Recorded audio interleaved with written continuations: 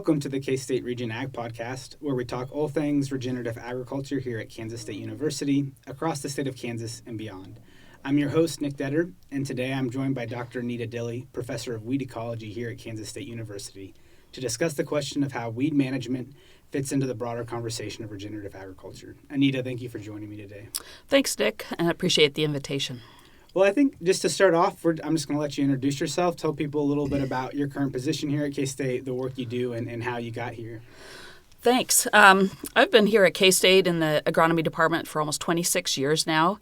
I came as an assistant professor in weed ecology with a focus on research and teaching, gradually shifted to a lot more teaching activities, and now I'm also assistant head for teaching. But always my number one interest is in weed ecology and exploring different research projects in the area of weed ecology. That means things like understanding weed biology, how they interact in the environment, integrated weed management strategies, so how do we look at how weeds fit in the cropping system and manage those, and also interested in site-specific weed management. How do we target the weeds where they are in the field and understand that interaction as well? That's very interesting stuff. So to kind of pivot from that, how does that work that you're doing in this conversation of weed ecology fit into this broader topic movement of regenerative agriculture that seems to have a lot of people interested right now? So the challenge always is, how do we help our farmers think of integrated weed management? We've got a lot of challenges that have arose with managing weeds in sort of conventional kind of systems. The challenge of herbicide-resistant weeds, as herbicides are sort of an easier way to tackle weeds, and knowing the success that you'll have in weed control when you use them. But when we think of integrated weed management, there's so many other strategies that sometimes that increases the level of management that someone needs, and not always 100% guarantee on how the weeds are going to respond and the success you'll have. And so throughout my research career, we've looked at a lot of different ways of combining all those different strategies as we think about managing weeds. Everything from crop rotation as a big emphasis in regenerative ag, and thinking of what crops do you put in what order, and how do they manage the weeds that we would say are driving our weed management decisions in that system. And so as we go across the state of Kansas, for example, we know that there's key weeds that are a real concern in the east compared to the west. A fun question I always ask at the first day of my undergraduate weed science class is, what's your favorite weed? And that, of course, is an ecologist perspective.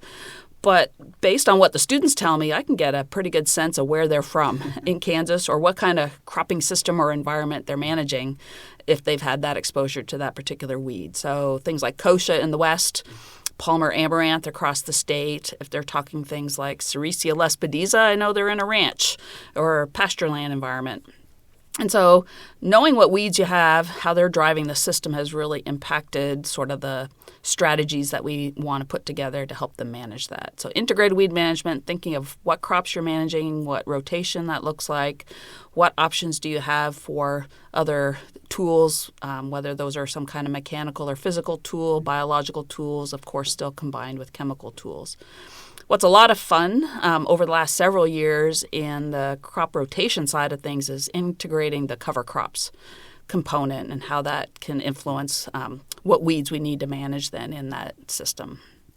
Yeah, well, that sounds great. And I think kind of building off of what you said about how weed ecology has to take such a regional approach, I think we'll just start by asking you some questions around Western Kansas. And specifically, I know, I did some of my graduate research out there, and every time I go out there and talk to farmers about regenerative agriculture, one of the big topics out there is how these herbicide-resistant weeds is really impacting no-till. No-till is one of our foundational practices in regenerative agriculture, and it kind of feels, I think, more and more farmers that had been in no-till for a long time out there are starting to question that logic, mostly because of the herbicide-resistant weeds. And I know you've done some research out there about how cover crops in specific can maybe be a tool for producers out there who are looking to want to remain in no-till, but also have to face the challenges of being in a water-limited environment while combating these herbicide-resistant weeds. So could you talk a little bit about your work in that area? That covered a lot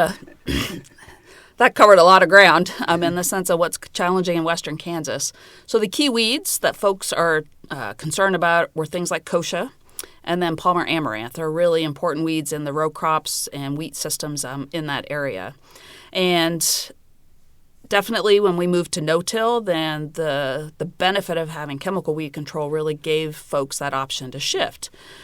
But weeds are smarter than we are sometimes, and so they figured out how to develop that resistance, overcome the kind of strategies that we were thinking. So we have to then be creative. And when I have visited with growers in that area, many of them are very creative in the kind of approaches that they've taken to try to manage these weeds. So shifting from the kind of rotation that they've actually been using. So, often we think of a traditional wheat fallow system, which has a really long fallow period. I know that's important for water management, but how can we shift or change that fallow period with no-till? Gives you more water, so is there an opportunity to harvest that water in a crop? And so potentially we've seen that with using cover crops to have something growing during that fallow period or increasing the intensity of that rotation. And by having something else growing with benefits compared to weeds, taking away the resources that we want, potentially there's some benefits there. Another shift is from a wheat fallow into something of more of a summer row crop scenario, and then the overwinter fallow where you can actually do something with a cover crop as well. So really out-of-the-box thinking has thrown me for a loop in thinking these growers are trying these really different rotations, but they're seeing the benefits that they can get by building a residue cover, competing against those weeds by changing into more of a summer crop rotation with wheat as an alternative versus the priority on wheat. And so our challenge is how do we keep all those crops together in the system, putting enough residue on the surface where we can start seeing that interaction with the weeds that we're dealing with, and potentially less herbicide or alternative herbicide options to manage what those weeds look like. When we think of something like the weeds that are driving the system, what I really want to emphasize is knowing a lot about their biology. When do they emerge? When do they start competing with our crops? And what is that biology? How long are they alive in this, in the soil seed bank? When do they come up? When do they compete? And so part of that drives the selection of the cover crop. And we had studies early on in Garden City area where we were looking at fall-seeded cover crops versus spring-seeded cover crops because we have a long spring season that you can still get them in and get some good growth. But our concern was kochia. And so we were looking at, what kind of cover crop could suppress that kochia by the time I got to, the end of the summer or beginning of the summer season. And we saw, in our graphs as we plot these data that it looked like a shotgun blast on how I could not suppress kochia with a spring-seeded cover crop. They are coming up at the same time. Kochia comes up in our environment late February, beginning of March. That's when you're planting that spring cover crop. They're just all coming up together and competing. So we couldn't see a benefit. And so that really helped me and my group think I need to be getting that cover crop established early. So fall-seeded made a huge difference on how many kochia could come up and how big they would ever grow because I had that established cover crop there. And so whenever I get a chance to talk about using cover crops, it's like, number one, I want to know what is the weed that you're worried about, when does it come up, and making sure you got a cover crop established and growing actively to compete against it ahead of time. And so that helps us, not just in Western Kansas, but across the state in emphasizing or helping us choose what the right cover crop would be for that particular scenario. So we really saw, fall-seeded cover crops and typically a cereal type. So we were looking at, people are concerned about using cereal rye, but maybe a triticale and even a wheat crop if it's not going to be planned to be used for harvest. Was much more aggressive and effective. Some folks would like to have mixtures of cover crops, but then that opens up the canopy if you have something like a winter canola or a brassica of some sort. Even a legume, they just take a lot more time and effort to get established, and you don't get that competitive cover to beat out those weeds. So we've really leaned towards the idea of a dominant cereal. It could be a mix of oats and triticale or rye or whatever, but that cereal crop really makes a big difference on suppressing weeds if that's your goal. You might have different goals of why you put a cover crop in there, but I always am thinking of how can I put that together for my weeds. So it sounds like there is some strong evidence, particularly in these wheat summer crop fallow systems, of using, a cereal grain cover crop in the fall. What are some of the challenges with that system? I mean, I know I'm familiar with out there. There's some threats to potential yield declines in your following crops, and even some threats to profitability. So while it sounds like it's very good at suppressing the weeds, and kochia in particular, what are some of the reasons you see growers hesitant to adopt this, particularly out west? Just like when I ask the students about what their favorite weed is, when I ask them about cover crops, the number one reason they don't want it is moisture use. And so again, knowing that you need moisture to grow that crop, whether it's a cash or a cover crop, potentially would take away, because the whole reason of the fallow period was to try to store that extra moisture. But again, as we think of shifting our rotations by building that residue layer on the soil surface, really helps insulate it and help store that moisture. We can talk the principles like that makes sense. But in reality, what kind of longer-term climate environment are we getting into? Are we able to do that? Maybe it's 1 out of 5 years, 1 out of 10. But just how can we continue to build that residue cover to be able to store that extra moisture? And again, that may be why shifting out of just a wheat fallow into some kind of summer crop is a benefit. The other is the idea of an opportunity cropping. If it's going to make yield, then harvest it, and if not, then use it like a cover crop. So that's another strategy that can help. So again, I completely understand the idea that water is driving the scenarios, but how can we take advantage of it when we do have water to create that canopy layer and residue layer on the soil, but realizing sometimes you have to stop early and make sure that you're not sacrificing the cash crop benefits that you're going to get. Yeah, I think you brought up an interesting idea there too, with this idea of flexibility in our cropping systems, and even using cover crops kind of intermittently, not necessarily a fixed rotation. One thing I've heard in regards to that, in terms of how that relates to weeds, is that if you could even, like you said, once every 5 years, once every 10 years, use that cover crop to maybe help with some of those herbicide-resistant weeds, that could break that cycle a little bit. Is that true? Is there any research, or do you have any thoughts on how often you would need a cover crop to maybe be useful in addressing, herbicide-resistant kochia, for instance? So that gets back to that biology again of understanding what the weeds are all about. And for example, with kochia, for a given farmer, they can probably do a really good job with a couple years out of a certain cycle that encourages kochia. Their seed bank life is very short. Within 2 years, you've driven that seed bank down. The challenge is, what is your neighbor doing about their kochia, because it tumbles and blows around and everybody shares. So it may not be as effective, but you could drive it down in your system if you could figure out a way to manage it and knock that seed bank down, because there's very little dormancy. As everyone knows, when kochia comes up in the spring, it looks like a carpet. It's like 80 to 90% viable, and they're all up. But if we could prevent them from reseeding, their seed bank life is less than 2 years. And so there's an opportunity there if we can really knock it back. We see that for others, like some of our foxtails also have a very short life. So if they like a certain cropping system, if you can keep out of that for a couple years, you've driven that seed bank down enough that hopefully you don't have that that problem in a future crop. So again, just understanding more about that biology of those weeds, that gives us that benefit. Palmer amaranth, one of the pigweeds that's a real big problem. Researchers have found that it's got about a 3 to 5 year life in the seed bank. So, if we can do things to keep it from replenishing the seed bank, then we might get ahead of it. But again, people know those plants, if you've got one that gets away from you, they can produce 500,000 seeds. So you've just started over again pretty quick. That's part of how the weeds are so smart and getting ahead of the kinds of things we do. But if we know those things, can we reduce that potential seed production size and get ahead of it?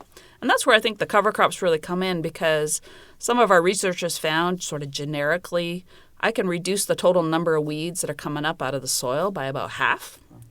And by them then also competing with those weeds that are still there, their biomass, their size is about 90% reduced.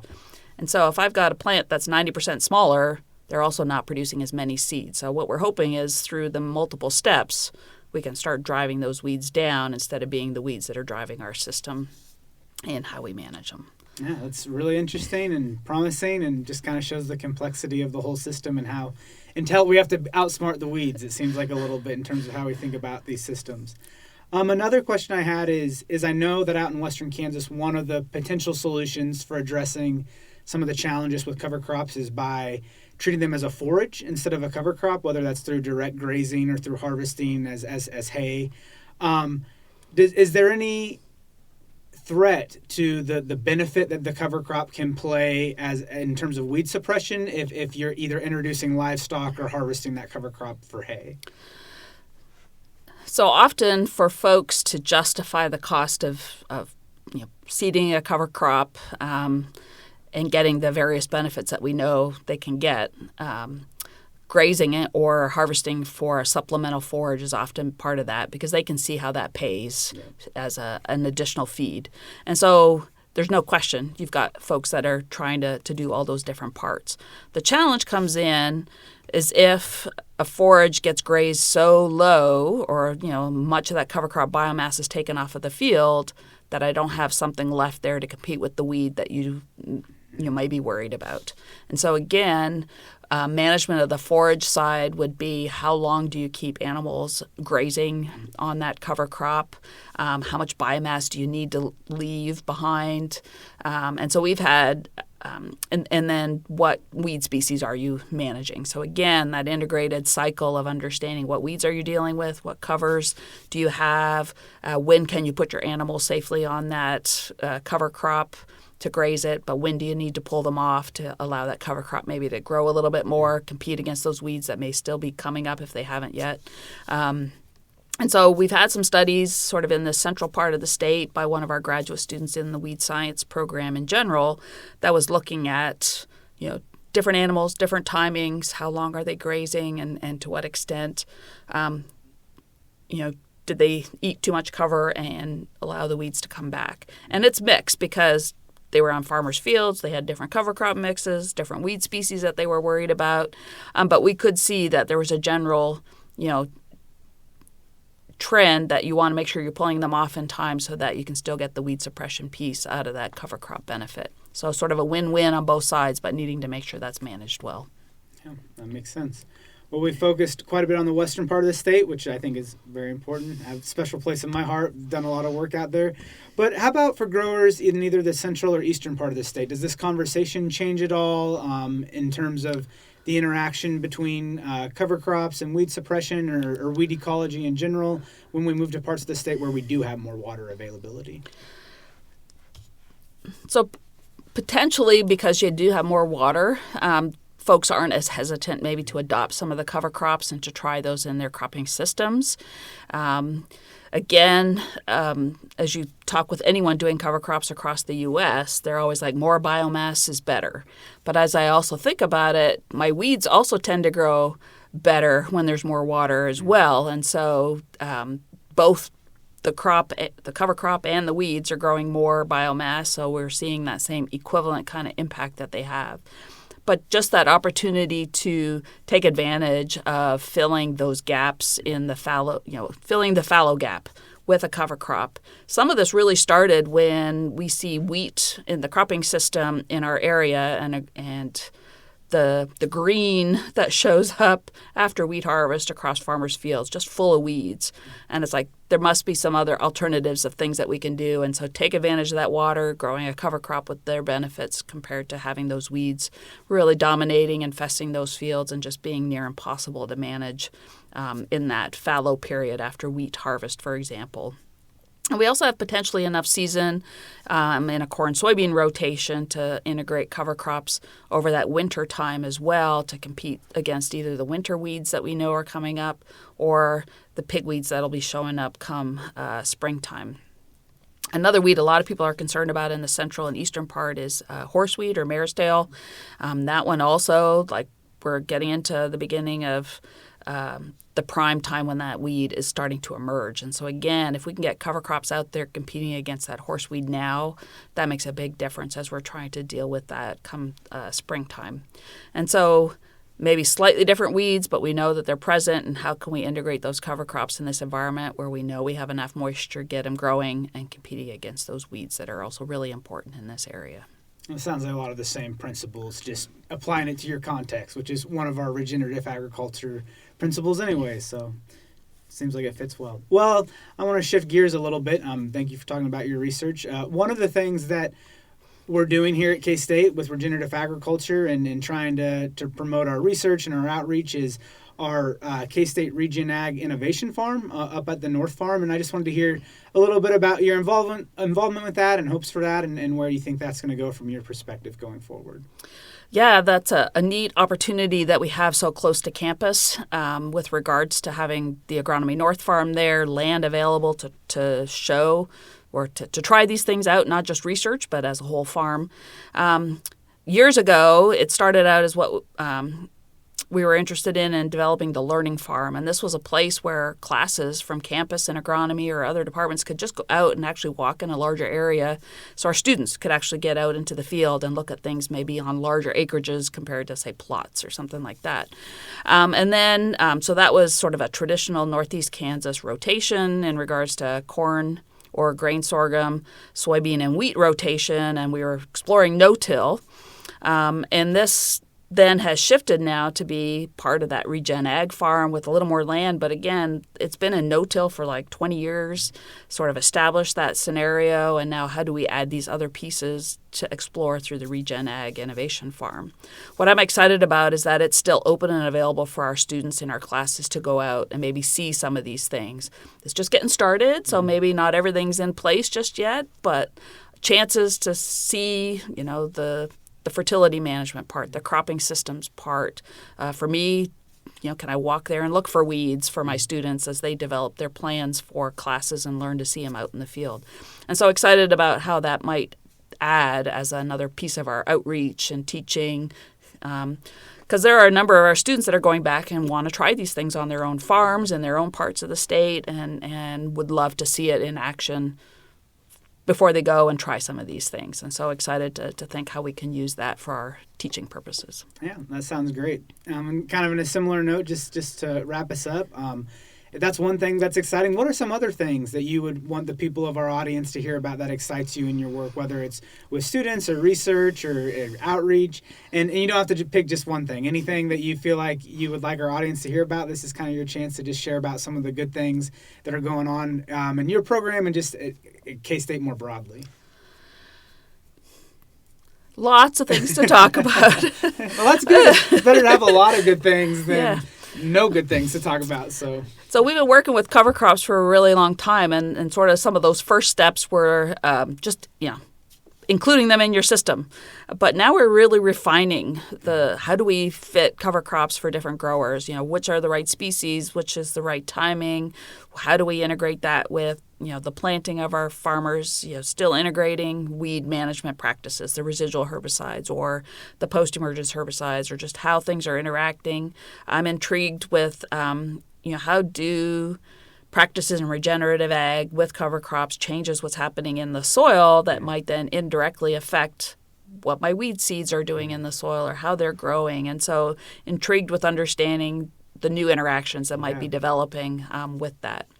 One of the other fun things, we've got some faculty that are exploring intercropping. So the idea of seeding soybean directly into the wheat crop before harvest and looking at how we can intensify the system there. And my understanding, which is fun for me, is that there's always weeds questions. It's like, okay, I may be doing that from a crop production standpoint, but now I'm mixing up crops, and how do I manage the weeds in that particular scenario? So starting to look at some of those opportunities. How do we help with the weed management component and adding that into some of our field studies?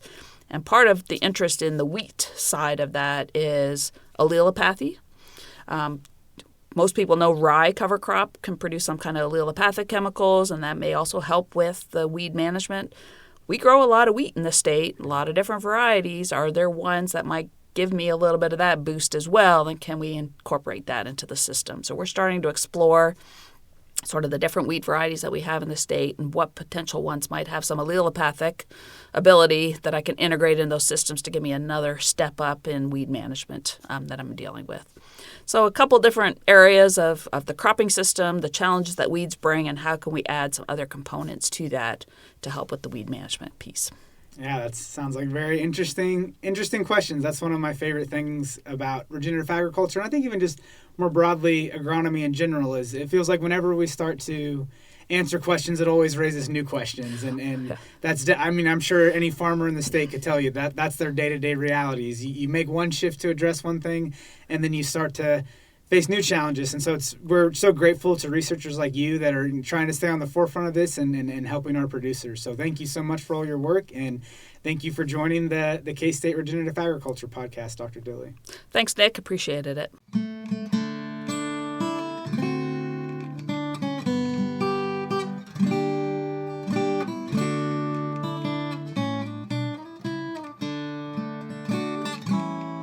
Oh, give me a home where the buffalo roam, where the deer and the antelope play,